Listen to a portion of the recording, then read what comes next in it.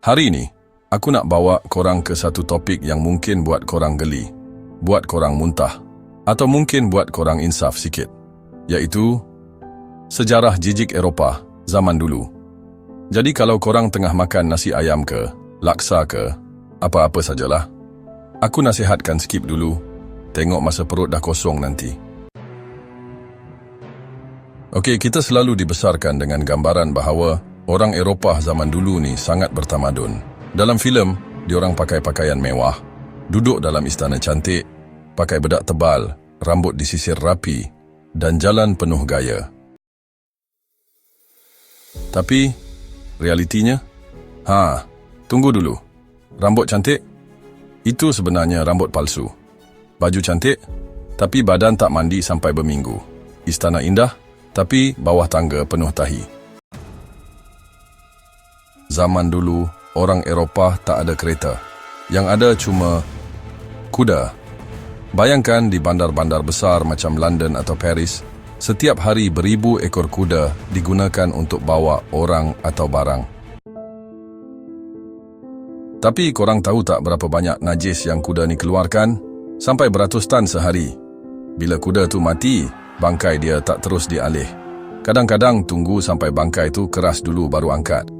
Bandar penuh dengan bau busuk, lalat dan bakteria.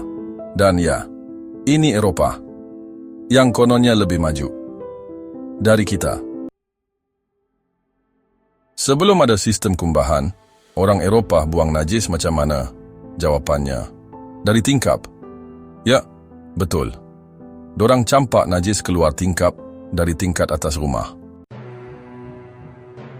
Sebab tu wujudnya istilah Perancis Garde à l'eau yang bermaksud, awas, ada air. Tapi air tu bukan air biasa. Itu najis diorang. Orang bawah kena pakai payung, bukan sebab nak elak hujan, tapi nak elak najis. Dan kasut bertumit tinggi yang korang fikir untuk fashion, sebenarnya untuk elakkan kaki tenggelam dalam najis di jalan raya. Di kawasan perumahan, ada lubang besar bawah tanah tempat buang najis. Bila penuh, pekerja khas akan datang kutip guna baldi dan bawa keluar. Dan korang tahu apa dorang buat dengan najis tu? Jual pada petani untuk jadi baja tanaman. Tapi sistem ni ada masalah. Lubang tu selalunya dekat sangat dengan perigi. Maka najis ni serap masuk dalam tanah, terus cemarkan sumber air.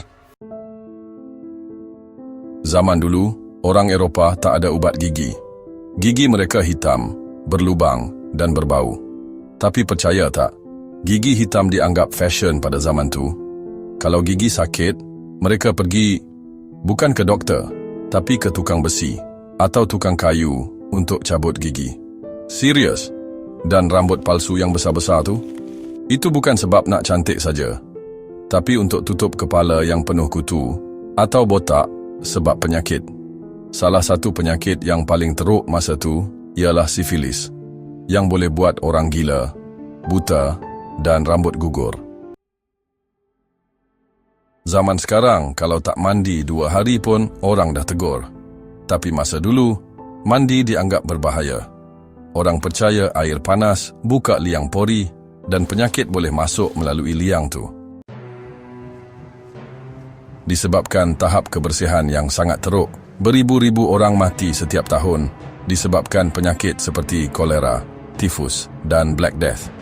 Kemuncak bau busuk di Sungai Thames pada tahun 1858 dikenali sebagai The Great Stink. Bau dia bukan biasa-biasa. Sampai ahli parlimen tak boleh bersidang sebab tak tahan hidung. Akhirnya, barulah sistem kumbahan moden diperkenalkan oleh seorang jurutera bernama Joseph Bazalgette. Hasilnya, bau busuk berkurang dan tahap kesihatan masyarakat meningkat. Jadi lain kali kalau korang tengok filem yang menggambarkan orang Eropah zaman dulu tu kononnya hebat dan bertamadun, fikir balik. Mereka datang menjajah Nusantara kononnya nak bawa tamadun, tapi hakikatnya di tempat asal mereka pun penuh tahi, kutu dan bau busuk. Nusantara, kita dah lama ada sistem bersih, mandi di sungai, jaga kesihatan. Pendek kata, kita tak ketinggalan pun macam yang mereka dakwa. Kalau korang suka cerita ni, jangan lupa like, komen dan subscribe channel Bawah Bayu. Kalau ada topik sejarah lain yang korang nak aku sembang, tulis je kat ruangan komen. Jumpa lagi dalam video seterusnya.